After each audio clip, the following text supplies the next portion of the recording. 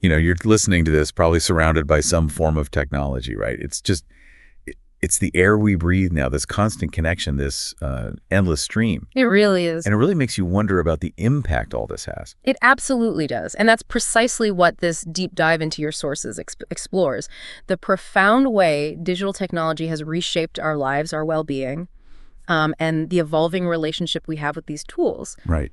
We're also going to unpack this interesting idea of digital minimalism as, well, maybe a way of navigating this digital world. Exactly. You shared some fascinating excerpts from a book on digital minimalism. And what really struck me is that it's so much more than just, cutting down screen time. Oh, definitely. It's about being incredibly intentional with what we let into our digital space. That's the core of it. Our mission in this deep dive is to understand the fundamental shifts that have occurred in our digital lives, to look closely at the potential downsides when our technology use isn't managed thoughtfully, and to really distill some guiding principles for a more focused and ultimately maybe more fulfilling existence in this incredibly noisy digital age. Okay, so let's dive right in. One of the things that immediately caught my attention was how the original vision for some of these technologies feels so, different from how we actually use them today. Yeah. Take the iPhone, for instance. Well, what's fascinating here is that the author of your source material experienced this firsthand. Initially, with his book, Deep Work, his focus was mainly on taming distractions, in the professional world. Right, office stuff. But he quickly realized from his readers, actually, that a much larger concern was emerging, how technology was seeping into their personal lives, affecting their sense of meaning and satisfaction outside of work. That was a really significant shift in the conversation. Which is so relatable, isn't it? I remember when the iPhone first came out, back in 2007, the big selling point was how it integrated your music. That's right. Steve Jobs spent a good chunk of that keynote talking about it being like the best iPod we've ever made. Yeah, connecting that to where we are now, the author highlights that back then the idea of an app store didn't even exist. No app store. There were no constant social media notifications vying for your attention, no instant photo sharing to Instagram. It's almost hard to picture now, but that was the reality. Yeah. And it seems early adopters, maybe like Steve Jobs himself, were perfectly happy with that simpler setup. It feels almost quaint to think about. And it makes you think about this observation from the social critic Lawrence Scott, who said that a moment can feel strangely flat if it exists solely in itself. It really hits on this urge we have now to constantly document and share everything. This raises a really important point. How much of this change was actually anticipated? The author emphasizes that these massive shifts in our daily lives were largely, unexpected and unplanned. Right? The college student who signed up for the Facebook.com back in 2004 just to connect with classmates probably couldn't have imagined spending an average of 2 hours a day scrolling through social media years later.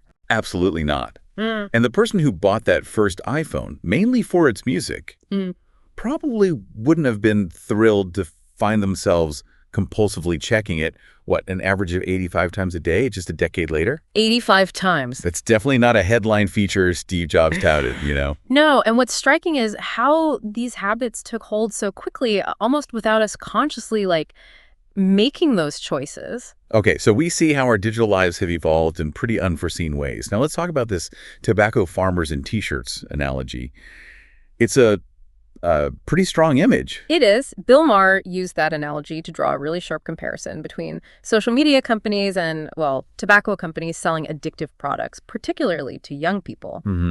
This came after a 60-minute segment called Brain Hacking, featuring Tristan Harris, the former Google engineer who became a whistleblower. Right. Harris argued that these technologies aren't just neutral tools. They're actually designed to keep us hooked for as long as possible. Yeah. Because that's the business model. Exactly. More engagement equals more revenue.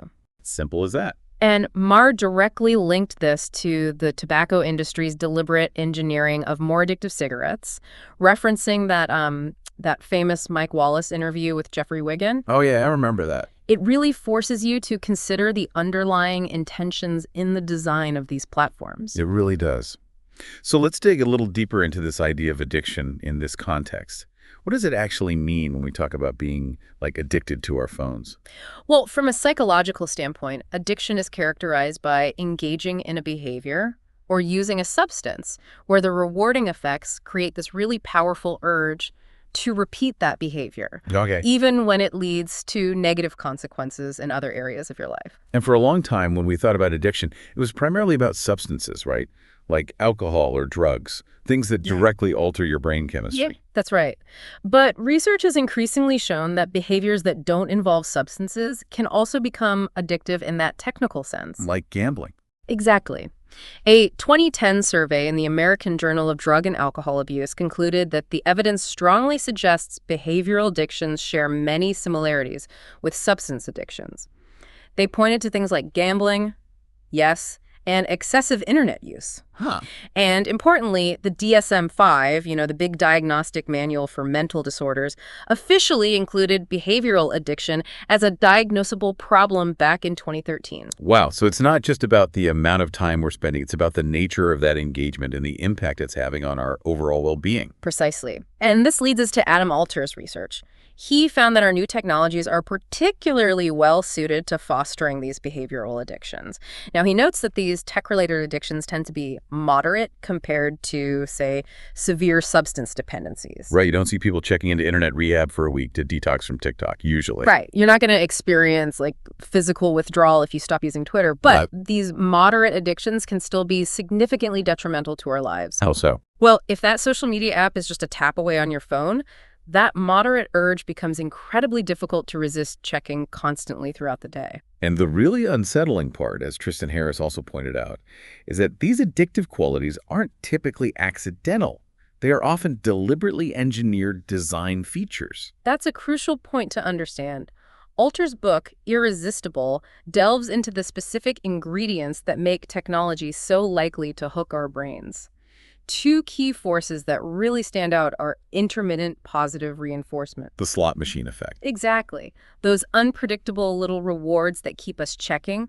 Think of it just like a slot machine for your attention, and the incredibly powerful drive for social approval through likes and comments. It really is like a slot machine for your brain. You never know when you're going to get that little hit of validation. Precisely. And that unpredictability, combined with our inherent social nature and desire for connection, creates a very, very powerful combination designed to keep us constantly engaged. So on one side, we have these technologies specifically designed to grab and hold our attention. On the other, we have this idea of digital minimalism. What exactly is that philosophy all about? At its core, digital minimalism is about being highly intentional about the technologies you choose to incorporate into your life. Okay. It's about selecting tools that genuinely support your deeply held values, and then using them in a way that maximizes those benefits while actively minimizing the negatives. It's about starting with what truly matters to you and then choosing your tech tools accordingly. So it's the complete opposite of just jumping on every new shiny app or gadget that comes along. Precisely. The author contrasts this with what he calls the maximalist approach, which is, the default for many people. It's the mindset where any potential benefit, no matter how small, is seen as a good enough reason to start using a technology.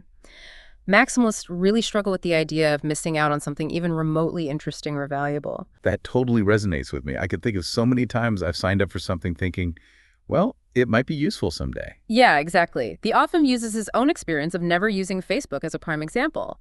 He was often met with genuinely aghast reactions from professional circles. Really? Yeah. The common response was, but what if there's something useful in there that you're missing?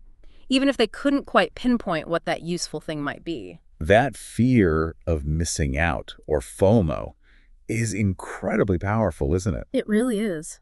So digital minimalism is about consciously pushing back against that underlying anxiety. Exactly. It's about confidently saying, I'm going to be deliberate about what I allow into my digital life, and more importantly, why.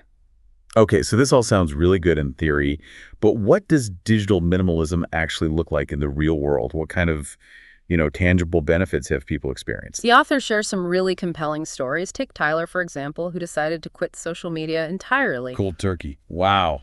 Pretty much. Within a year, he found himself volunteering in his community, exercising regularly, rediscovering his love for reading, even learning to play the ukulele. Ukulele, nice. And significantly strengthening his relationships with his wife and children. Interestingly, he even received a promotion at work because his focus had increased so much. Wow, that's a pretty significant transformation.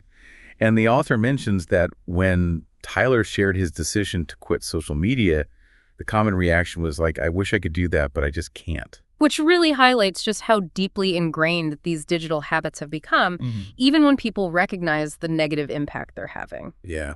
Another great example is Dave, a creative director. He intentionally reduced his social media use to just Instagram, specifically because he found it genuinely valuable for his artistic inspiration. Okay, so not quitting everything. No, but he didn't just mindlessly scroll. He used it with clear intention. He posted one piece of his own personal art each week, kind of like a visual archive, and only followed artists whose work truly inspired him. That's a really mindful way to engage with a platform that can often feel so overwhelming and, well, distracting. It demonstrates that digital minimalism isn't necessarily about total abstinence from technology. Yeah. It's about bringing a high degree of intentionality and optimization to its use. That makes perfect sense. It's not about throwing out all technology, but about using it in a way that truly serves us and aligns with our values, rather than, the other way around. Right. And that leads into this idea of the return curve. Can you unpack that a bit? Sure. This concept draws from the economic principle of the law of diminishing returns. Okay, yeah. Essentially, it states that as you invest more and more resources into something, time, money, attention, the additional benefit you gain eventually starts to decrease. Right. You reach a point where adding more doesn't improve the outcome as much and can even lead to negative results. I remember learning about that in economics. The classic example is adding workers to a factory assembly line. Initially, adding more workers significantly increases production, but eventually you have so many people they start getting in each other's way. Right, they trip over each other. And the increase in output slows down or even decreases. Exactly. And the author applies the same logic to our technology use. The initial adoption of a new technology often provides significant benefits, sure.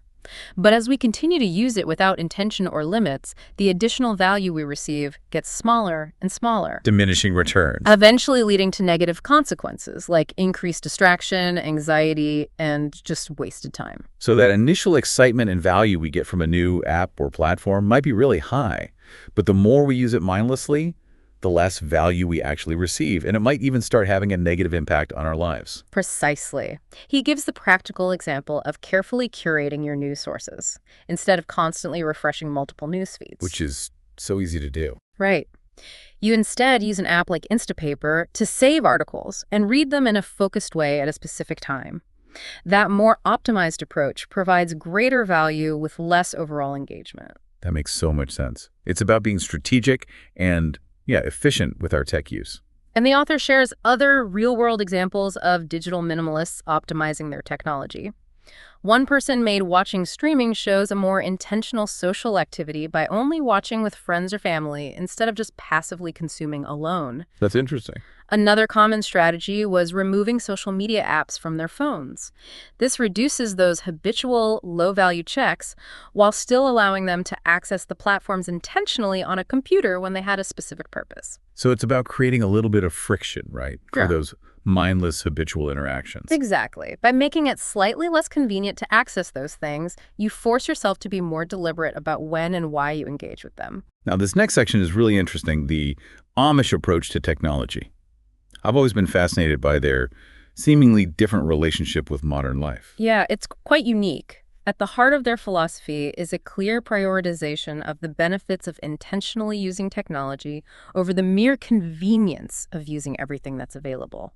So intention over convenience. Pretty much. Their guiding principle seems to be that thoughtful intention trumps immediate convenience. And it seems to have served them well, right? They've maintained a relatively stable and distinct way of life in America for, over 2 centuries, despite all the surrounding modern changes? Absolutely. And the author makes a key point.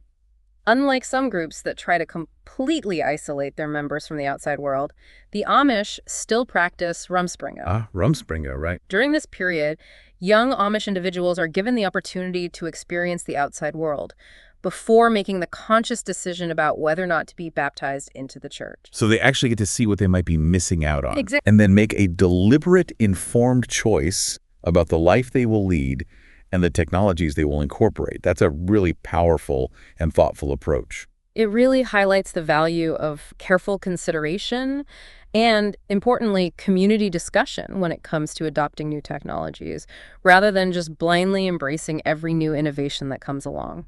Okay, so we've talked about some of the challenges and some of the underlying philosophies. Now let's get into some really practical steps. The idea of a digital declutter sounds like a great way to start taking control. Yeah, the digital declutter is essentially a 30-day break from all optional technologies in your life. Optional being the key word there. Right, things you don't strictly need for work or essential communication.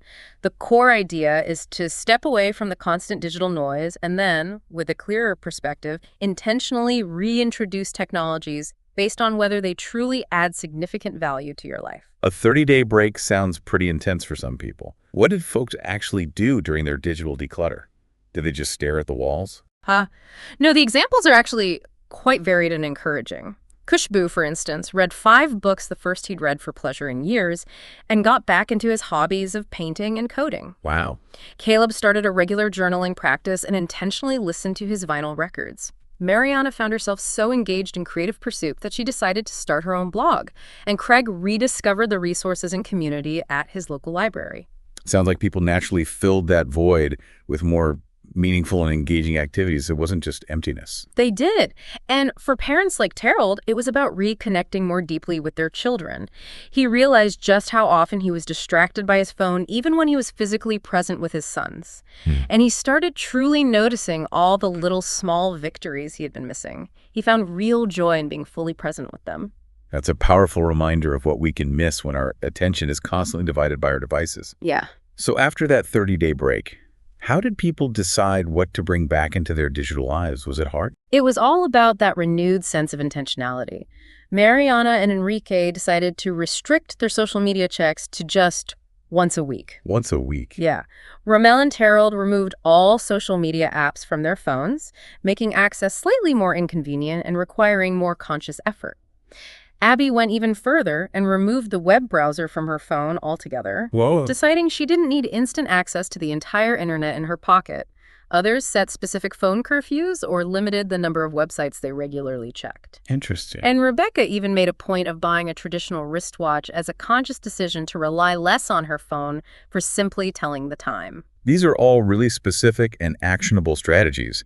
It's about creating that friction again, isn't it? For those habitual, low-value interactions and prompting more conscious, deliberate engagement. Exactly. It's about actively taking back control of your attention from the constant pull of your devices. Now, another concept that really resonated with me was the increasing importance of solitude in our hyper-connected world.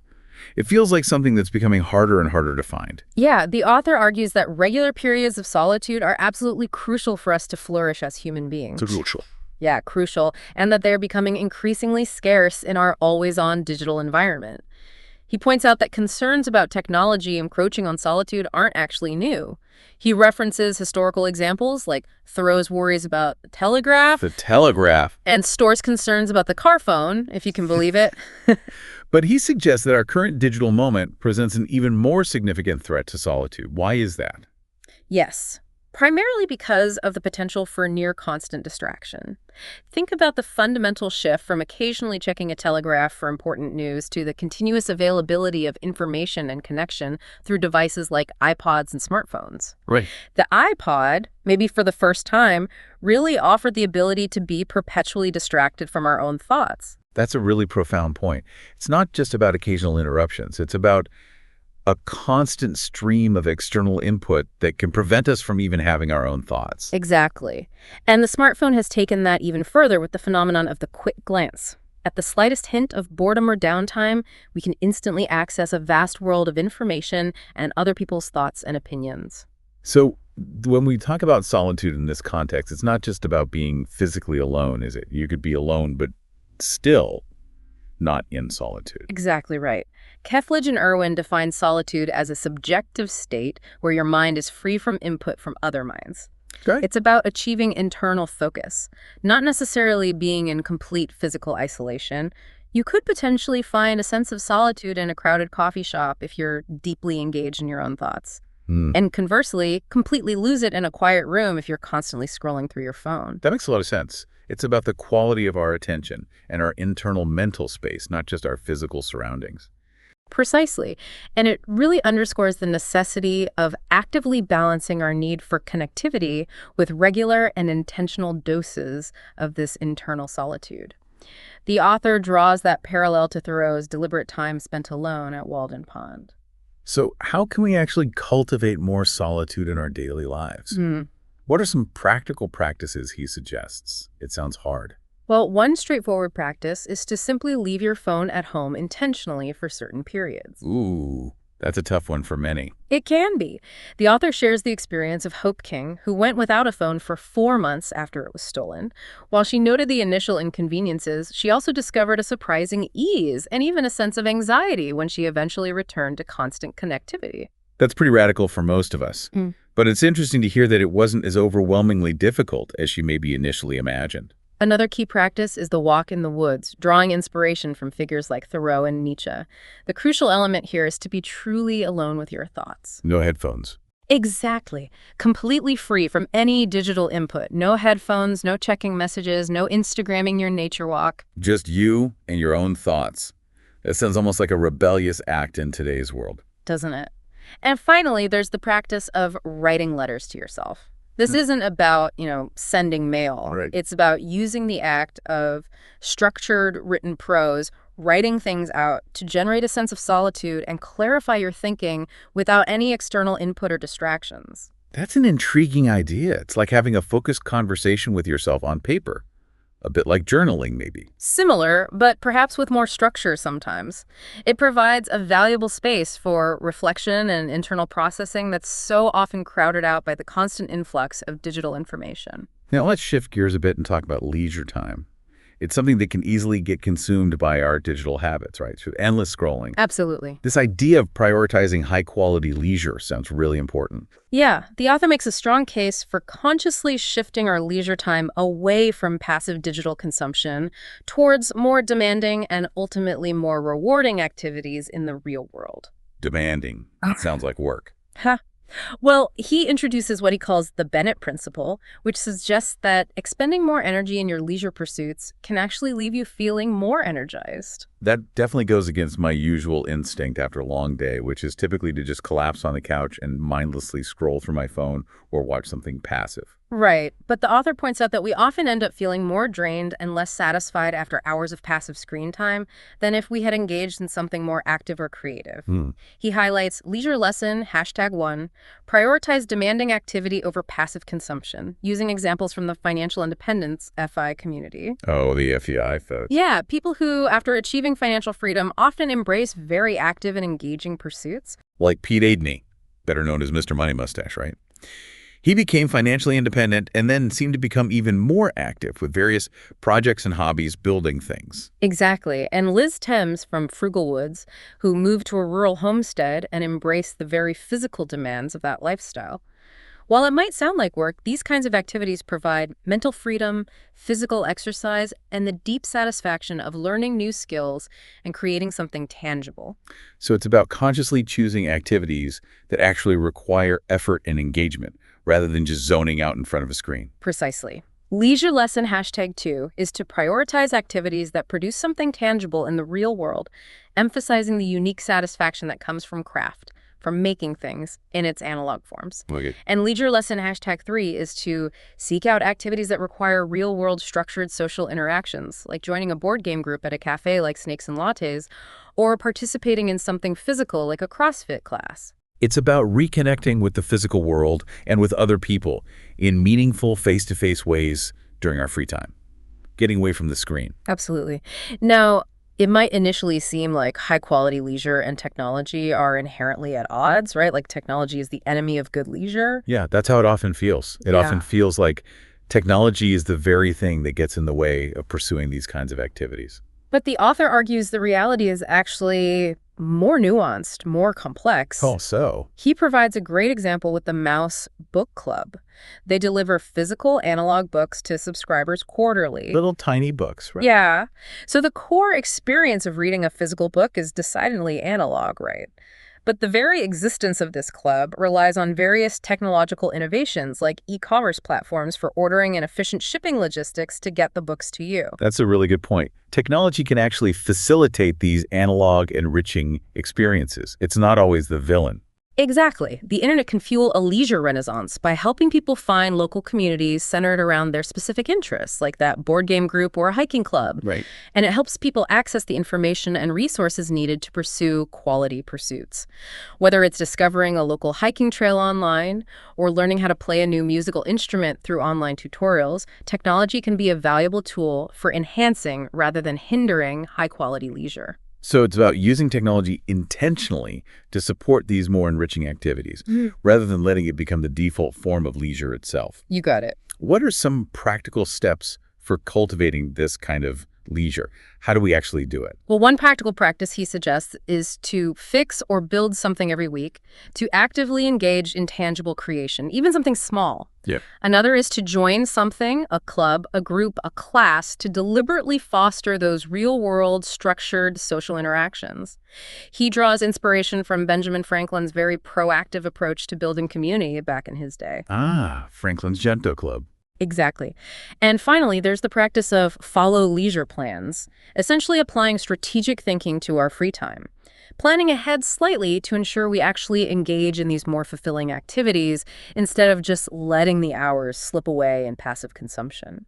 It's about being as intentional and proactive with our leisure time as we often try to be with our work or other responsibilities, not just letting it happen. Precisely. It's about consciously reclaiming our free time and making it truly restorative and deeply fulfilling. Now let's talk about this idea of joining the attention resistance. It sounds like a pretty strong call to action, like we're fighting back. In a way, it is. The author explains how the rise of the smartphone really propelled what's known as the attention economy into a dominant force. Right, where our attention is the product. Exactly. Primarily driven by advertising and the collection of user data, companies like Facebook, for example, have positioned themselves as almost fundamental technologies, something everyone should just use without question, which encourages constant and often uncritical engagement. And that constant engagement, that vast amount of user time and eyeballs, is precisely what drives their massive valuations. That's the core of the business model. The author emphasizes the critical importance of actively thinking about our own technology use. If people were more intentional and critical, the amount of time they actually need to spend on platforms like Facebook might be surprisingly small. Yeah. He even poses a thought-provoking question. What if Facebook charged users by the minute? How much would you actually choose to use it then? That's a really interesting way to frame it. Yeah. It forces you to consider the true value you're receiving versus the amount of your time, your attention you're giving away, often for free. And he underscores the fact that mobile devices are significantly more effective at capturing our attention than desktop versions simply because of their constant presence and accessibility. They're always there. That makes perfect sense. Yeah. It's always there, always within reach, buzzing in your pocket. He mentions practical tools like Freedom that can help block distracting websites and applications on your devices. I've heard of those. And he challenges the common notion that temporarily limiting the capabilities of a general-purpose computer, like blocking certain sites, somehow reduces its potential. He argues that intentional restriction can actually significantly increase productivity and focus. It's about actively reclaiming our focus by intentionally putting up barriers against those constant digital distractions, taking control. Jennifer Greigill's approach provides a great example here. She consciously treats her own social media use as if she were the director of emerging media for her own life. I like that. Focusing on actively maximizing the intake of good, valuable information and ruthlessly cutting out the digital waste, the noise. And the Slow Media Manifesto also emphasizes the importance of prioritizing high-quality, in-depth sources and recognizing the counterproductivity of constantly chasing fleeting breaking news. So it's about becoming a more discerning curator of our own information streams. Less fire hose, more careful selection. Precisely. Being intentional, critical, and selective about what we consume and how we choose to engage with the digital world. Finally, let's touch on this idea of dumbing down your smartphone. It sounds a bit drastic for some people, maybe even impossible. Yeah, it can sound extreme. The author shares compelling examples of individuals like Paul and Daniel Clough who made the deliberate choice to trade in their smartphones for basic flip phones. Old school. Wow, back to basics. They reported an initial period of adjustment, which you'd expect, but eventually experienced significant benefits like increased presence in their daily lives, improved productivity in their work, and a noticeable reduction in overall anxiety. That's a pretty significant step. But it sounds like the positive impact on their lives was substantial, at least for them. He acknowledges, though, that this particular approach might not be necessary or even desirable for everyone. For some individuals, maybe like himself, their smartphone usage is already fairly minimal and intentional. You don't have to get a flip phone. But the underlying message is powerful. Remember, your time, their money. And we should feel empowered to consciously invest our most valuable resource, our attention, in the things that truly matter most to us, not just give it away mindlessly. It's about consciously and deliberately choosing where we direct our most precious resource, our finite attention, making that choice ourselves. Exactly, taking ownership of it. This has been a truly fascinating deep dive. I started by recalling Andrew Sullivan's early concerns, about the potential for us to lose some of our humanity in this increasingly electronic world. It feels like this exploration of digital minimalism offers a really constructive and maybe hopeful path forward. I certainly hope so. The aim of this deep dive into your sources was really to provide you, the listener, with a clearer framework for thinking about and engaging with technology in a more intentional, more mindful way. Yeah. Allowing you to leverage its undeniable benefits without falling prey to its potential downsides, the things we've been discussing. It definitely has given me a lot to think about. It makes me really consider the possibility that through this more mindful engagement with technology, we can actually become, as your source material suggests, better human beings than we ever were before, which is quite a statement. It is a hopeful note. It's definitely something for all of us to really consider. How can we implement some of these ideas, even small ones, in our own lives, and continue to explore this vital concept of digital minimalism? Something to chew on.